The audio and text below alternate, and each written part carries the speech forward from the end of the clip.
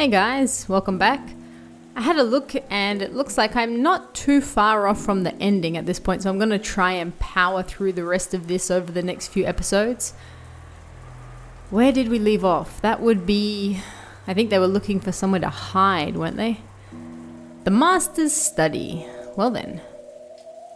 I'm against this. I don't even want to think about going in Grandfather's creepy room. Excuse you, that room is amazing. How many keys can gain access to that room?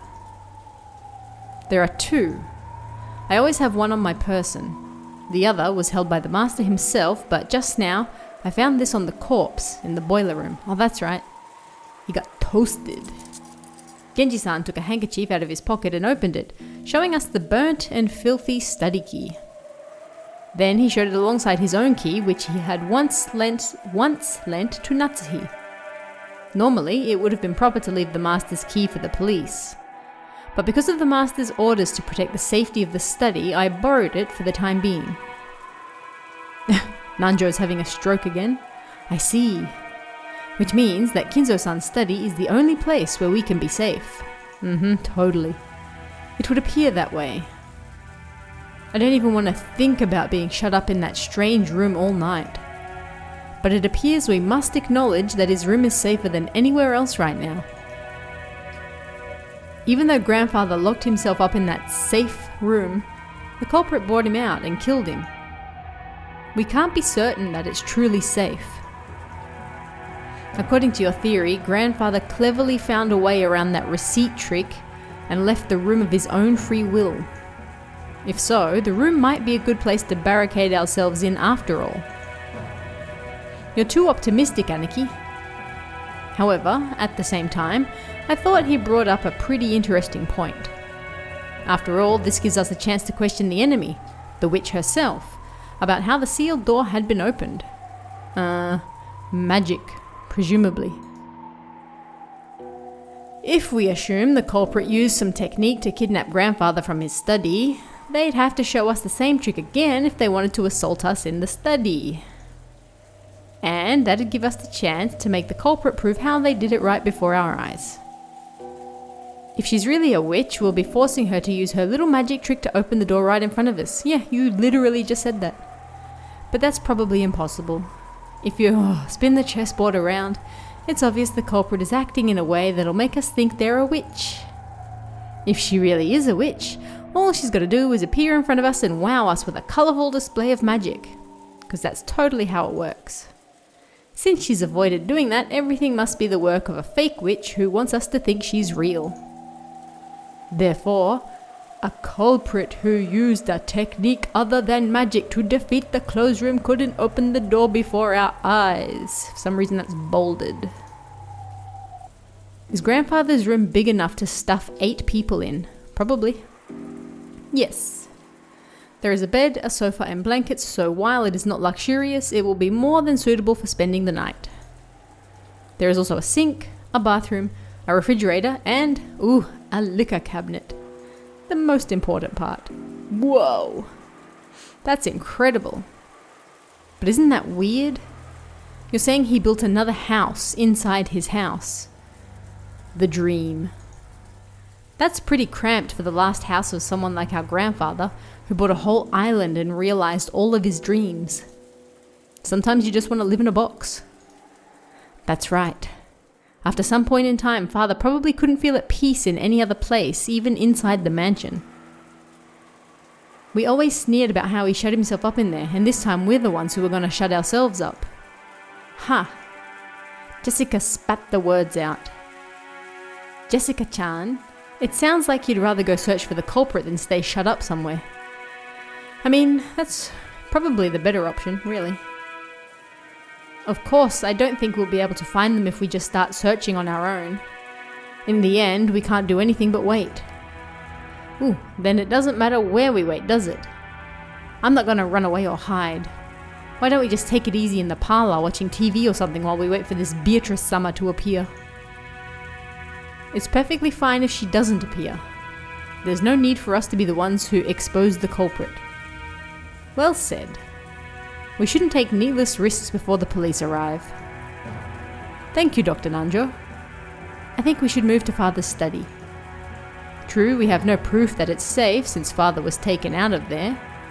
However, I can't deny the possibility that, as Batlakun reasoned, Grandfather left the study of his own accord and was attacked outside. Oh look, it's the diagram again. A while back, I proposed that strange theory as a stopgap measure. But just as Aunt Eva said, even though that trick would be possible, do we really have to go over this again? I couldn't explain what motive could have made Grandfather sneak out of his own study in such a troublesome way.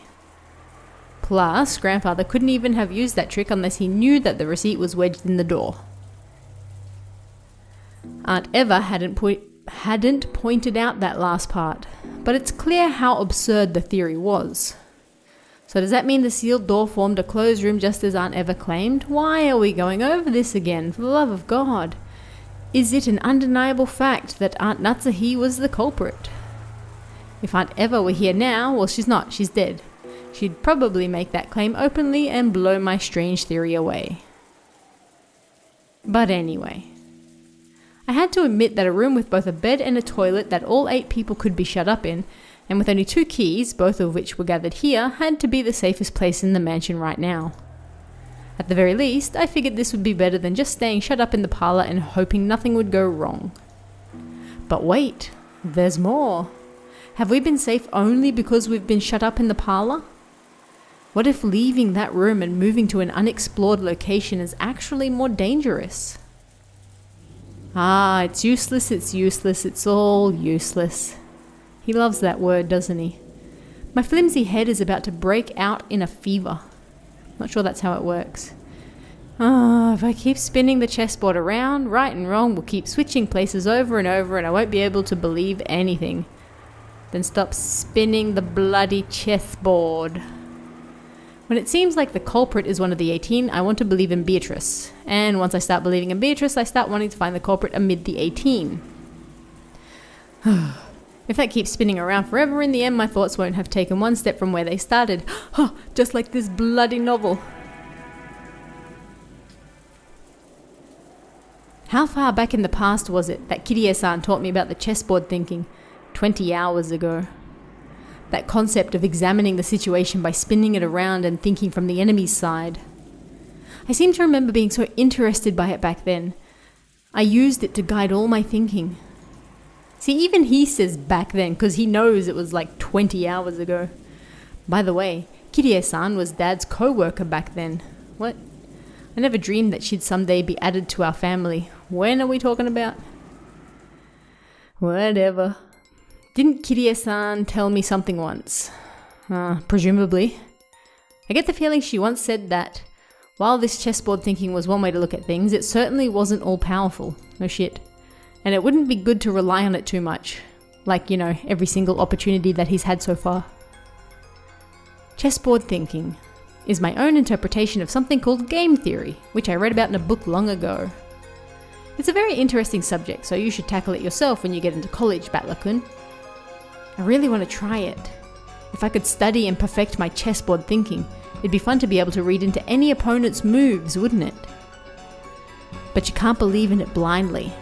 Game theory is a very deep and complicated subject. Chessboard thinking is just my interpretation that skims the surface of game theory. In order to thoroughly read your opponent's moves like you're imagining, you need to study your opponent. Well, duh. Additionally, while chessboard theory is convenient and practical, it isn't perfect. It has many weak points despite its convenience. Weak points? Yes. Chessboard thinking is founded upon game theory. Oh, she literally just said that. When you thoroughly investigate game theory, it boils down to math. Doesn't everything? Do you know what the weak point of math is? Me, I'm the weak point of math. It's noise. In math, when you write 1 + 1 = 2, that process will always result in 1 + 1 = 2 no matter how many billions of years pass. Nothing more, nothing less. Okay, and? That's because there's absolutely no noise mixed in. But for example, unlike math, the Japanese language has noise mixed in. You've already lost me. Of course it has noise, it's a language, you speak it. Kanji are a good example. Old kanji and new kanji are slightly different, which represents an introduction of noise created by the changes between time periods. Isn't history the same? There are dozens of policies that seem foolish in the modern era, but were meaningful at some point in the past. Because the rules of chess are fixed, when a pair of experts are discussing one particular layout, it's possible they could reach the same conclusions whether they're from 100 years in the past or 100 years in the future. Long sentences.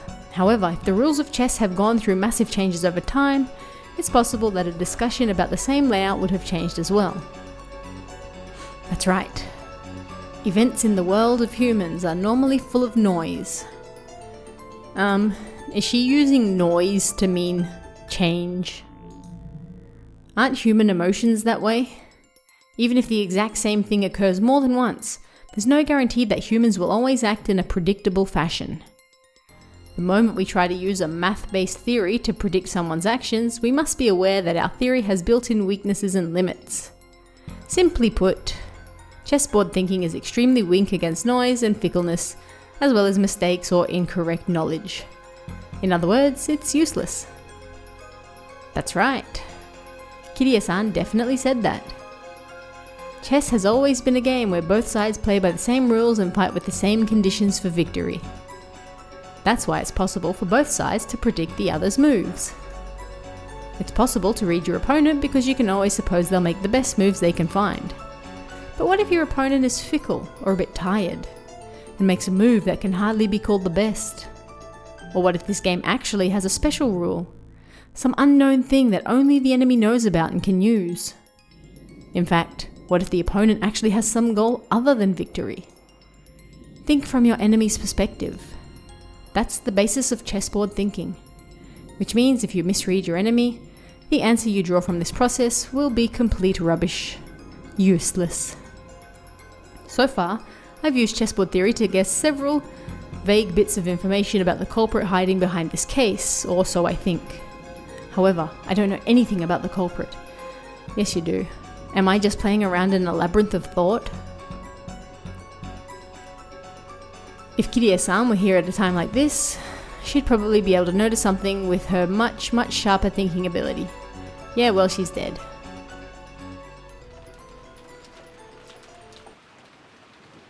Until the very last moment, Jessica resisted moving into Grandfather's study. But in the end, Aunt Natsuhi persisted, and we decided to move there. Everyone was completely wrapped in paranoia by now. Kumasawa-san had prepared dinner at one point, but during the time we were discovering the deaths of George Aniki's parents, both the kitchen and the parlour had been left empty. Not the food. Someone suggested that the food might have been poisoned while we were gone. Not the food. Because of that, we were unable to even touch the food that Kumasawa-san had taken the trouble to make for us. What a waste. The manner in which the first 6 were killed was still unknown, but it certainly could have been poison. Certainly that would allow even a single person to carry out the murder of 6 large adults. Furthermore, this idea made it easy to imagine there being only a single culprit, one who'd be afraid of Aunt Natsuhi's rifle. And this was very good for our emotional stability. But the fatigue and hunger were even harsher than we'd imagined. Then Kumasawa-san made a proposal, and we all went together to the kitchen. There we gathered some canned food and other things that'd be hard to poison and take in with us. All of Kumasawa-san's efforts to reward us with just a little dinner on this savage day regrettably came to nothing. The food piled up on the serving cart looked just a little sad. Aww. We all started climbing the stairs. Aunt Natsuhi, who was in the lead, warily stared into the darkness with both eyes and the barrel of a gun.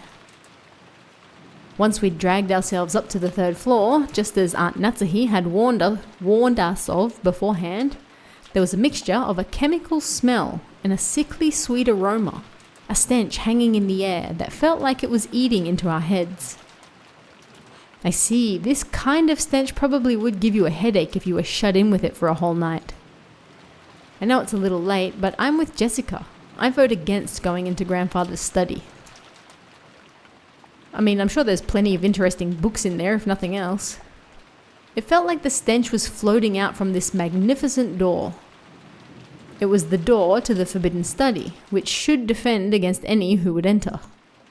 While Genji-san unlocked the door, Maria stared at the door and the doorknob with great interest. It had a habit of using the same words several times in a single sentence, which gets confusing when reading it. I have come to appreciate the word "it" a lot more. Ew. Incredible door. Indeed. It looks old and strict and like it'd stop any jokes cold. What? A perfect door for grandfather's study. How the... What? The power to ward off spiritual menaces that... Have I ever said that word out loud before? Menaces is strong here. Beatrice probably couldn't open this door. Oh? What does that mean? Maria pointed at the doorknob. A scorpion crest. Ha! No, a design like a magic circle arranged around a scorpion was inscribed there. Smart man. That design. That's right. Isn't it just like those keychain charms Maria gave Jessica and me yesterday? Jessica and I. The 5th magic circle of Mars is a strong ward against magic. Additionally, this magic circle was very diligently constructed and is full of power. I've never heard something described as diligently constructed, but sure. Such a magic circle can be quite troublesome to beings of magic like Beatrice. Isn't that comforting? Are you saying we can escape even Beatrice's clutches in this room? Our little witch here sure is reliable. Then how did Beatrice get grandfather out? Just as Battler reasoned, Beatrice can't go inside. However, she has both magic and familiars. Ooh. Using them, she might have been able to get grandfather to leave the study of his own accord. Ah, I've read about that in manga. Really? I've seen a bunch of scenes where vampires were frightened of crosses so they couldn't get close. But their familiars were just fine, so they made their familiars attack. Do we call the humans that work for vampires familiars? Really? Those scorpion keychain charms I gave you yesterday also had the 5th magic circle of Mars on them. The power dwelling within them was weak, but they should be enough to protect you until we leave the island. Although it sounds like you've lost yours, right? Kihihihihi. Natsuhi don't need no scorpion charm. Scorpion keychain charms? Yeah, the charm I gave you yesterday was something I got from Maria. I heard it would repel magic if you put it on your doorknob, and at the time I thought maybe it'd be better if you had it. Is that so? I thought it was an odd thing for you to be carrying around. I carry these things all the time. Aunt Natsuhi put that on her doorknob? Yes. Last night, after hearing about it from Jessica, I hung it from the doorknob on the inside of my door. Then Aunt Natsuhi, you're really fortunate. If you did that, Beatrice probably couldn't even lay a finger on you yesterday. Nailed it. I think Beatrice must have been really annoyed. Oh, kihihihihi. Beatrice, annoyed? Couldn't lay one finger? I too speak in words. Natsuhi thought back on that eerie scribble she'd seen that morning, as though someone had been tearing at the outside of her door with blood-soaked hands, and gasped in surprise. If Beatrice doesn't have a body, how is she grasping at a door with blood-soaked hands? I have questions. Could it be that this witch who called herself Beatrice tried to enter through the door to Natsuhi's own room? I mean, duh. But the magic-repelling charm had been hanging from the inside, so she couldn't break through the door. So she was annoyed. So she scratched at it. Quit it, don't talk about that. Witches don't exist. Sure they do. The culprit does. The culprit's a witch.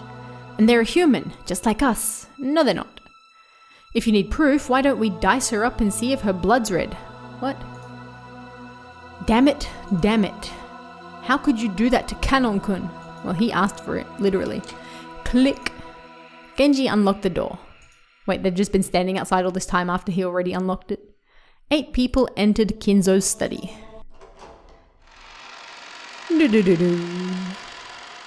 Yeah, we're in the room.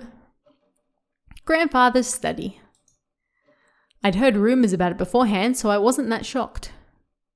He had done nothing more than fortify it thoroughly with his occult hobbies. If Grandfather's hobby had been chasing after pop idols, these walls might have been buried beneath idol posters. What? That is the strangest comparison to make. What? Even if I didn't understand it, I did realize that this room was a bundle of all his pastimes. What the hell do idols have to do with the occult? That's just so stupid. Even so, I couldn't help but remain dumbfounded by the smell of his creepy medicine and the sweet stench that seemed to melt my head. Whoop. Gone through another door.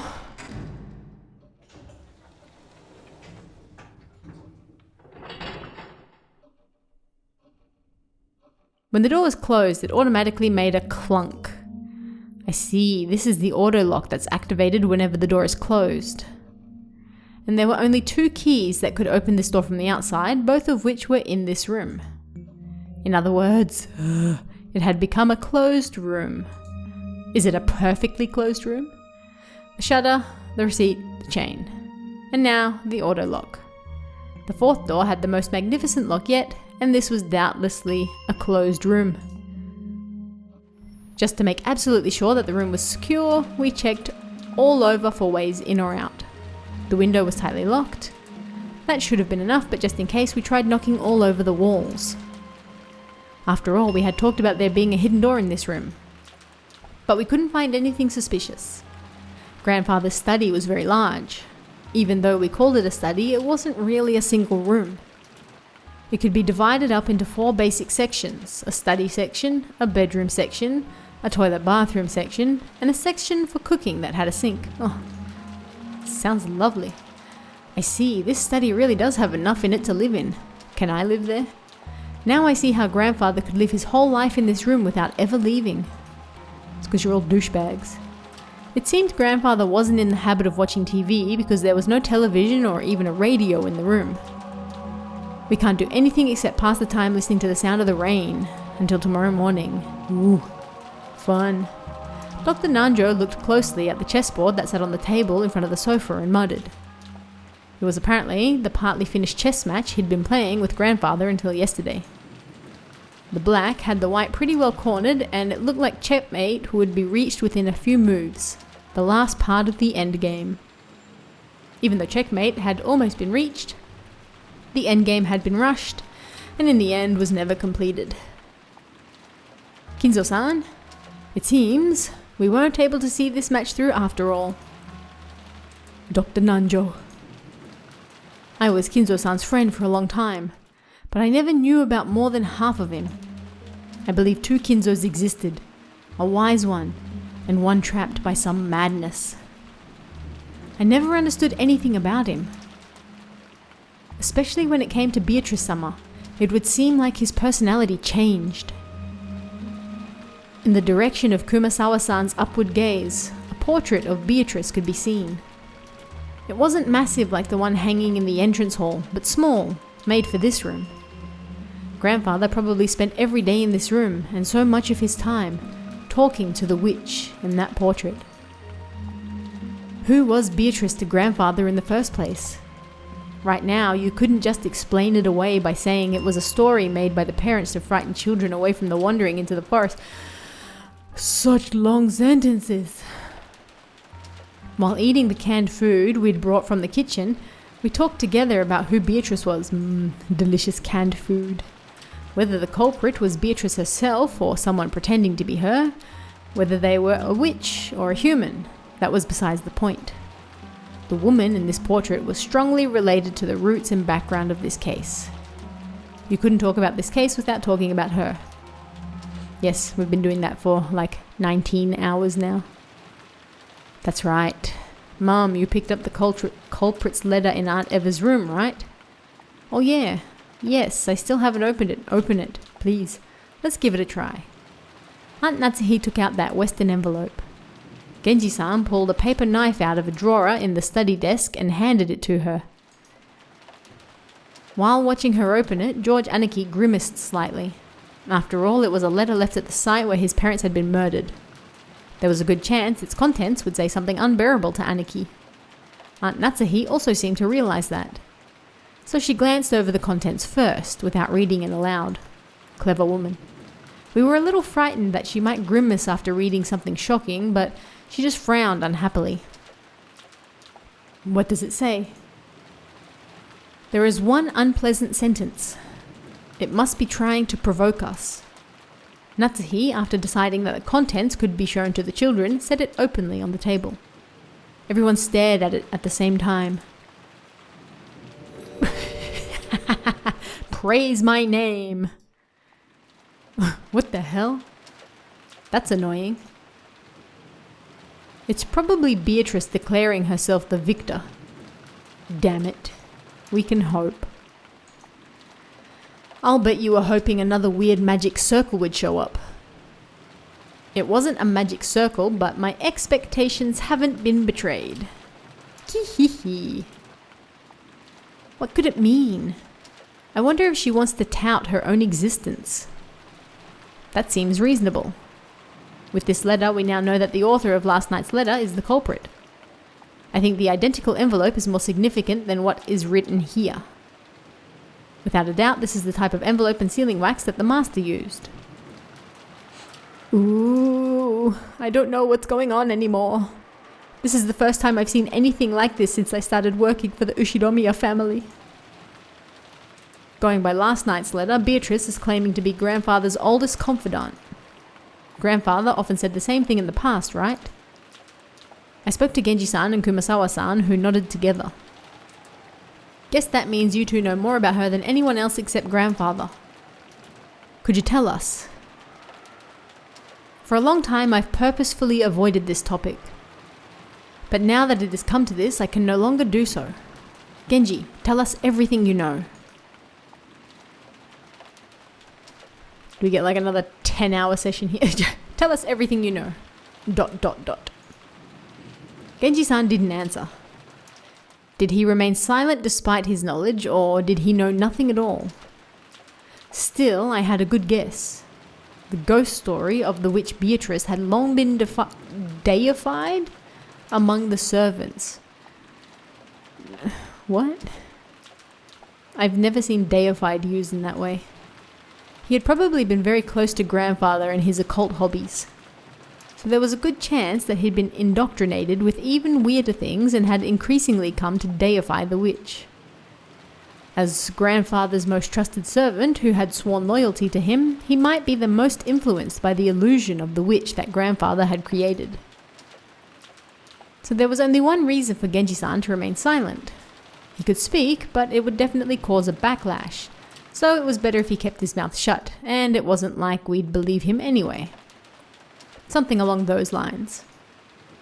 A short while ago, Maria had been more than willing to speak bluntly and unrestrainedly, and that had earned her a scuffle with Jessica. It was natural for Genji-san to keep his silence. My money's on Genji-san if it comes to scuffling. Was she father's concubine? What? Are we really using the word concubine in, what is this, 1986? His concubine. That could be possible. Can we not use that word? For ordinary poor people, polygamy isn't only viewed negatively from a moral perspective, it's also an unmaintainable financial situation. What are we? Oh my goodness. But that isn't the case for the very rich. It's possible for them to have another lover in addition to their real wife. We can't deny the possibility that grandfather had another woman in his life besides grandmother. An invisible witch. Maybe, when grandmother was alive, I hear she was pretty sure of it. She thought he was cheating on her. I always figured she meant a witch that grandfather had imagined up, but...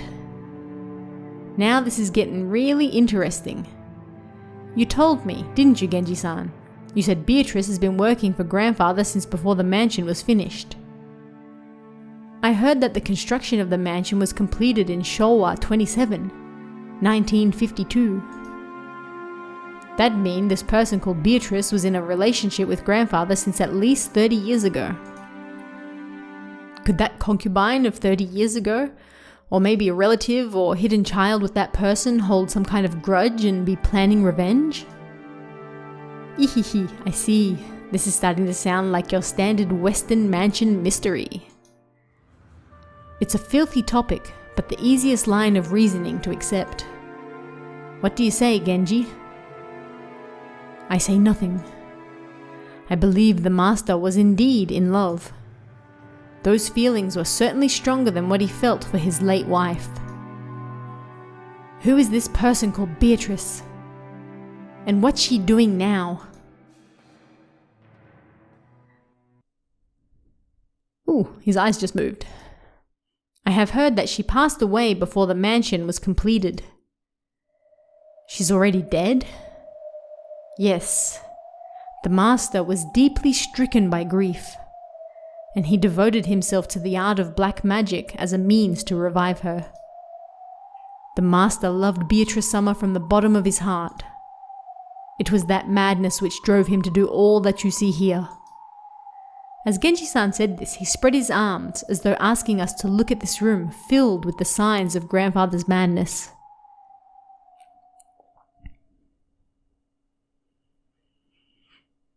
Instead, all we see is a chandelier. We were all at a loss for words. Normally, black magic seems like it'd just be creepy, and it's really hard to imagine why someone might be so enraptured by it. Since Kinzo was just an eccentric who had restored the Ushiromiya family amidst his madness, nobody had tried to understand him. The only thing on grandfather's mind had been the loss of a beloved woman, and his inescapable sorrow. Earlier, this room had seemed creepy, but in an instant, it had changed into something we could understand completely. The creepy books, the magic circles, the medicine, all of it. It all existed simply because he wanted to revive the face of a single woman who had left this world over 30 years ago. The master only told me about Beatrice Summer's story once, when he was very drunk. Although I have forgotten the details. Good job. It was a deep, deep love, enough to make a woman like me jealous. When Kinzo-san succeeded the headship of the Ushiromiya family, his marriage to his late wife had already been decided by the few surviving family elders. So, he was forced into a marriage with some woman who would benefit the Ushiromiya family? That is correct. Kinzo-san was installed as the head who would revive the family, and had to bear the entirety of that heavy responsibility. I do not pretend to know the details of when or where Kinzo-san first met Beatrice. Guess it'd be rude to say any more than that. That was when grandfather truly fell in love for the first time. Just how deep was his affection for her? That was easy to see just by looking around us. He dedicated an entire mansion to her. This room was covered with piles upon piles of things having to do with black magic. And grandfather spent every day shut in here, immersed in his research and isolated from the outside world, never regretting 1 minute of it. You couldn't help but recognize the depths of grandfather's love for Beatrice. I had it all wrong, Genji-san. Wouldn't be the first time. What do you mean by that? I always thought that maybe you servants believed blindly in the witch because you'd gotten brainwashed by grandfather and his creepy black magic stuff. But that's not how it was, right? Had they been soothing grandfather's tortured heart, acting as though Beatrice's soul at least had been restored, and existed inside this mansion? Though Genji-san closed his eyes, wearing the expression of one remembering the distant past, he said nothing further. He probably felt that making such a confession would be the worst sort of betrayal against his one and only master, even though that master was already dead. Nice and toasty. Beatrice has revived as a witch, and exists in this mansion even now. Genji had said this, had believed it, had made people believe it, and would follow through with that decision to the grave. This might have been the last service he could offer up to his master. The legend of the witch, the mysterious tale of Rokkenjima that was still whispered of among the servants. Its true nature was a sad lie. No, it was an act of kindness towards grandfather who had lost the person he loved above all else. Ah, so sad. I remember denying the witch's existence in front of father on multiple occasions. You monster! Now I finally understand how much that must have wounded him. Right now, I can understand very well. If I thought I could revive Shannon using black magic, I'd immediately become the next owner of this room and start researching. Aniki. Another strand of tears dripped from George's eyes. Maybe his tears were infectious. Tears rose to Jessica's eyes too, and she sniffled. Meanwhile, Maria. Beatrice has said it. Very soon she will be able to revive people. You'll be able to meet them, she said. Very soon the door to the Golden Land will be opened. In the promised land that glitters gold, the souls of all the dead will be resurrected, along with the love that has been lost. Then I will sleep in a world of peacefulness for all time. Did she say that? The Beatrice who gave you the letter? You don't believe, do you? Ki. If only grandfather were here, I'm sure he'd be happy. I'm sure he'd be jumping for joy now that Beatrice is about to be revived. In that case, I believe. If grandfather gave up half his life for this research, trying to resurrect the soul of the woman he loved and spending the rest of his life believing, I'll believe too. Battler. When you love a single woman for so long, the people around you catch on to it, and it becomes the truth. Maybe you could say they're just being polite for the sake of your feelings. But right here, now, I'd like to call that magic. It isn't just being polite. It really is magic. She's a witch. Kihihihi. It looks like nobody can see Beatrice after all. Some time passed.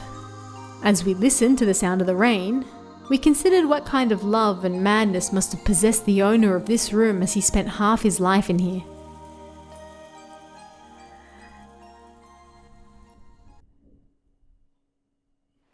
If you ask me as a woman, then while I'd like to be understanding of father's feelings of true love, it did leave mother in an awkward position. Haha, I agree. Jessica, why are you laughing at that? Cheating is cheating. No way to make it pretty. Yeah, that's right. Why did somebody poke Jessica in the eye? Gotta feel sorry for grandmother. So, have there been any rumours about a child between Beatrice and grandfather? The keyword Beatrice has been hidden in every corner of this case, so it's natural to suspect some relative of hers. No, I have not heard of anything like that. If there was one, a memento of his most beloved person, he surely would have given them all of his affection. Since he ended up immersing himself in black magic instead, maybe we should assume that there was no such child. Come to think of it, that reminds me of a rumor I heard. You know it, right? That story about how grandfather heavily supported an orphanage called the Fukuing House. Enough of that. That is nothing more than slander, which would desecrate father. Tell us, Aunt Natsuhi. I think even you'd agree that this is no time to hide things from each other. Are we about to get some juicy goss? It's a worthless story. Father made massive donations to an orphanage and had the orphans employed as servants at the head family to give them some on-the-job experience. The story in question is simply some drivel spread by fools, who claim that father was using those orphans for some filthy hobby. For a while, some guys even said he was collecting human sacrifices for his black magic. And he really is doing weird experiments and ceremonies in this room all the time, so I half believed it myself. And these servants who came from the Fukuing house are... wasn't that Shannon and Canon? There are several of them, but there you go. Shannon and Canon were the two scheduled during the family conference shift. To resurrect Beatrice, he brought in servants from an orphanage as human sacrifices. Wouldn't be the worst thing he's ever done. After all, everyone grandfather selected as a servant was young, about the same age as Shannon or Canon-kun. I was sure it was because grandfather had some bizarre hobby. Jessica, mind your words. When Aunt Natsuhi scolded her, the atmosphere instantly went sour and everyone fell quiet. However, something was tugging at the back of my mind. Sacrifices. Sacrifices. Human sacrifices brought over from an orphanage. What is it? Freaky words like sacrifices don't pop up often. And yet, I've seen or heard that word recently. Some part of my memory is tugging at me. Hey, Beatrice. What do you know? I had arrived in front of the portrait of Beatrice.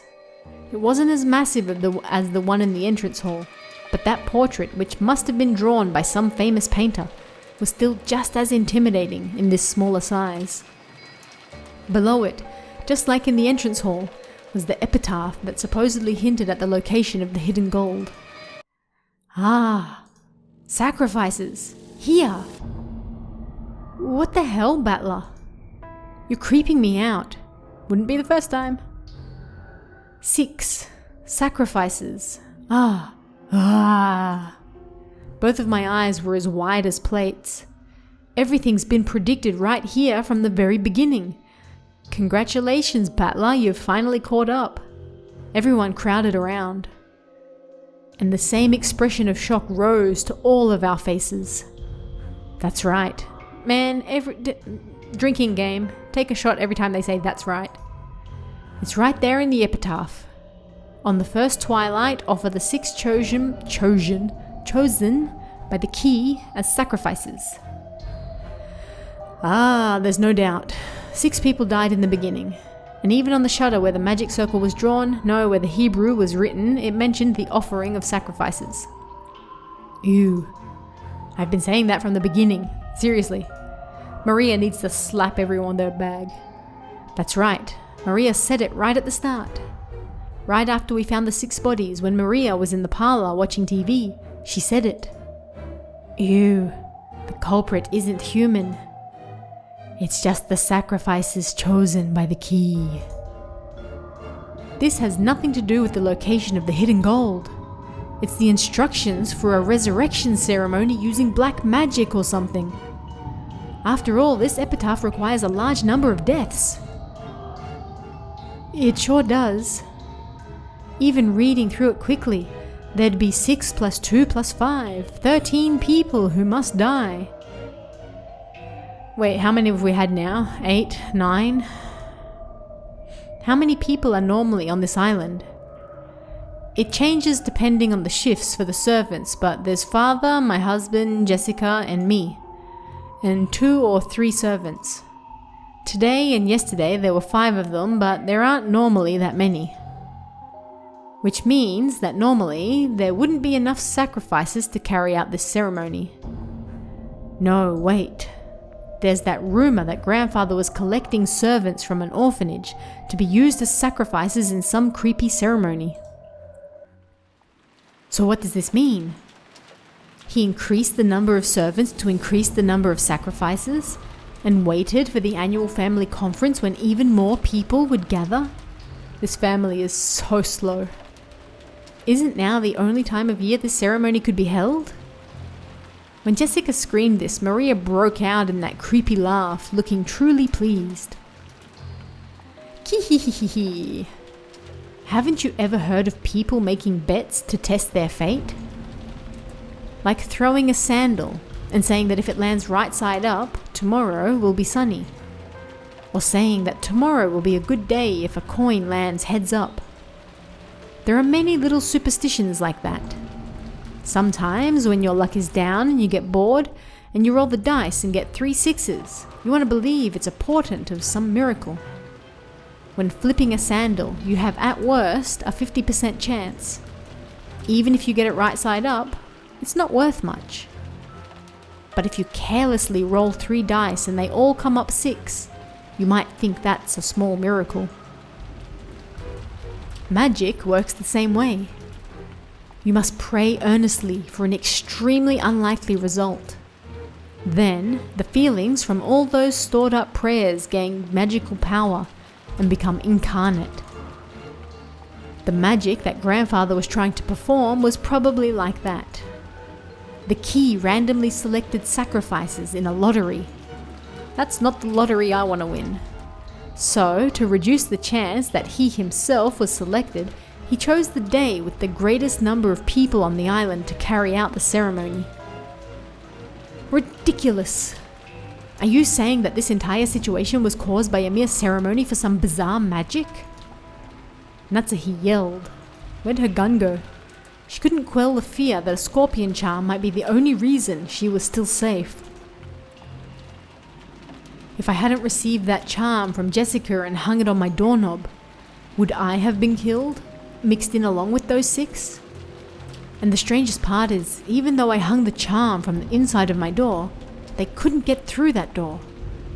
The culprit noticed the charm from the outside of the door and gave up trying to open it. A human couldn't have perceived that. A human probably wouldn't have given a shit about a charm either. Just saying. A charm meant to stop something that was not human had done exactly that. Who would have figured? Impossible. Impossible. Impossible. Impossible. But Natsuhi-san, the epitaph certainly does continue to fit even after that. On the second twilight, those who remain shall tear apart the 2 who are close. Could this be talking about Eva-sama and Hideyoshi-sama? The 2 who are close, what? Painful as it may be, we must reach that conclusion. And after the culprit killed them, they left the words from the 3rd twilight in a letter there. That's right. After carrying out the 2nd twilight, they left the 3rd twilight in that place. The 3rd twilight was just like Aunt Natsuhi just read. On the 3rd twilight, those who remain shall praise my noble name. If you read it this way, it just keeps going on, doesn't it? On the 4th twilight, you gouge the head and kill. Gouge the head and kill. George Aniki's parents were killed with those demons' ice picks gouged into their heads. But if they were the 2nd twilight, someone else must have been gouged in the head. That's Grandfather. He was burned in the incinerator and our eyes were so drawn to that part that we didn't notice. But his forehead, no, his head, had been gouged. Grandfather was the victim of the 4th twilight? Did they really kill him off screen? That upsets me. Then Kanon-kun was...